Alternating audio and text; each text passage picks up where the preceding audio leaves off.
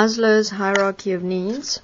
According to his hierarchy of needs, you start with the lowest needs that a human has, which will be your physical needs, such as food, water, so forth. Then if a person has attained their basic needs with regards to the lowest forms of physical needs, they will move on to attempting to fulfill their safety needs, then gaining love,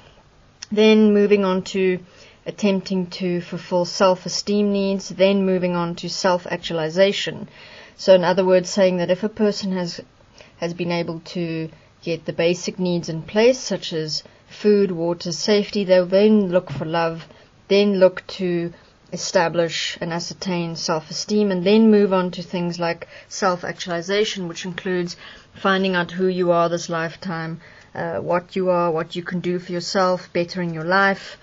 developing new abilities, and so forth. Now, he basically, in Maslow's theory, he discusses the point of people will move from one need to the next,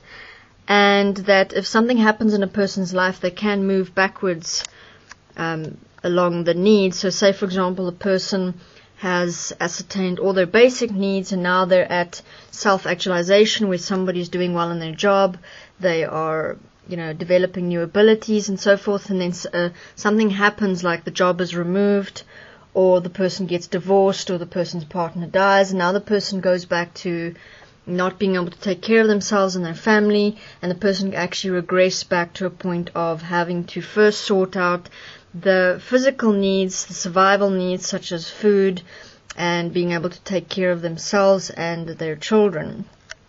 Now, what happens within our world if one looks at the philosophies and the sciences around basic human needs, and how within ourselves, this is something that, according to Maslow and many theorists, something that runs in the background that most of us are not even aware of. But if you look at how this is abused within today's money system, you can basically say that what is presented to us in the media is that there is always hope of us being something more, of us being something greater. And your establishments like philosophy and the metaphysical societies, and your theories based around religion and so forth, is always presenting knowledge and information to us about what we could be, and that we could be more than what we are here in the physical, that we have some spiritual or higher purpose. Now, when we are constantly presented with having the good life as being somebody who is satisfied with himself, somebody who's self-actualized, when you are constantly flashing this in people's faces and telling people, look, it's okay that you are, striving and working towards, having to survive and having to find love, because eventually, if you work through these problems that present themselves, you will eventually be able to work towards something better, such as self-actualization, towards some spiritual higher purpose and meaning in your life. And this in itself is the deception that keeps everybody in the world trapped within the belief that it is okay that we accept and allow suffering in our own lives and in the lives of other people, because there is always something better to look forward to. Now, is there really something better to look forward to? I mean, if people go and take basic hierarchy of needs and they go and dissect them and look at them for ourselves, you will see that every single person is born in this world. You have to go to school and get some form of education, and off you go into the working environment where you have to now go and survive. Then the next sort of experience that a person goes through with the desire for relationship, marriage, to have children, and people will then place themselves within the existing money system where they are trapped, because now you have to take care of yourself and the family. You don't have a choice. So what happens to people is they will never question the system as it is, because they will always believe that there is something better and there is something more, and that the existing system exists because there's just no other way, which in itself is why we will continually go around in the same cycles of abuse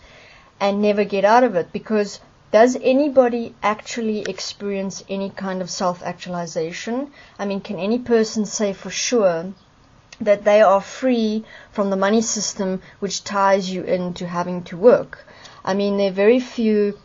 elite in this world that can actually say they're so fortunate that they inherited a large sum of money, or they invented something, or they are part of some company which made enough money for them and their family to live comfortably for the rest of their lives. Most people on this planet have to work hard for their entire life to just be able to survive. But what we fill our heads with is the idea that there's something more and that we can get to that. But it's not really so. I mean, we'll read books and we'll belong to religions and we'll follow philosophies, and this will entertain ourselves within our minds while the whole time fearing that we might go back to a point of not being able to feed ourselves or our family. So this is the trap in itself, the point of thinking there is more. And thus, instead of us saying, look, a hierarchy of needs as it is now is not necessary, why don't we all change the existing system which forces one to go into the need of physical survival, then the need of being able to have safety, then being able to find love and all that stuff. Let's remove the steps that we have in place right now, which is all in any way survival, and actually place in a system which allows all to have equal money from birth, so that we can all get on with actually expressing and living, instead of placing in and allowing and justifying systems such as hierarchy of needs as excuses why we should slave away in the system, allowing the abuse of ourselves and others.